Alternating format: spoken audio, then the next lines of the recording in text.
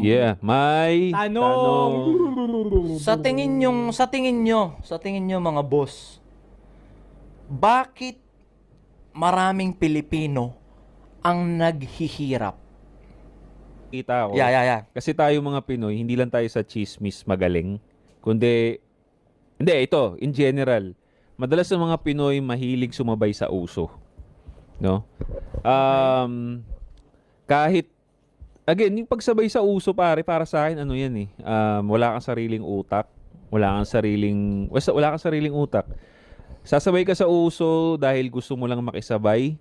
Lalo na ngayon pare may lalabas na bagong iPhone ngayon, iPhone 17. Lumabas na. Lumabas na.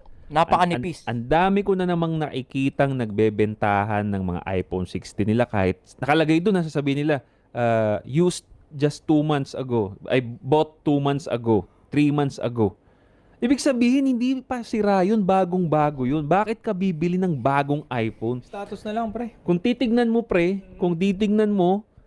yung specs ng 16 at 17, halos walang pinagkaiba, pre. Yes, sir. Walang pinagkaiba. So isa yan sa mga trap ng mga Pinoy. Kaya nga naniniwala ko na hindi mahirap ang Pinoy. Ang hilig-hilig sumabay sa uso. 'Di ba? Kahit hindi naman kaya, kahit hindi pasok sa lifestyle, pero dahil gustong sumabay sa uso. Ang dali nating mabiktima sa hype, bro. Sa totoo lang, majority ng Pinoy ganun. Ang hilig magpa-trap sa hype. Nasa 17 na kayo, nasa 12 pa rin ako eh. Di ba? Ako 16 pre, medyo bago-bago pa to. Putang ina, Ikaw pre. anong iPhone mo? Ande, may 12 ako, 12 Pro Max. Oo, nasa Tapos may 12 lang isang ako, 12 pre. Pro ako. Tapos ito 15 Pro Max.